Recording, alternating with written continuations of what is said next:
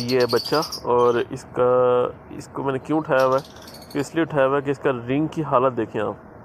ये देखें कुछ भी नज़र नहीं आ रहा रिंग के अंदर, इतने रिंग ख़राब हुए पड़े हैं। और तीनों के, ये नहीं कि एक के नहीं, तीनों के ही रिंग बहुत ख़राब हुए हुए।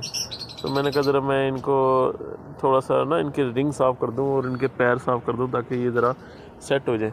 ये लें जी, हो गया 1 मिनट बस, ये रह गया। ये अब चेक करें, ये देखें जी, ये माशाल्लाह से ये बिल्कुल क्लीन हो चुका है इसका रिंग। ये देखें, ये माशाल्लाह बिल्कुल साफ़ सुथरा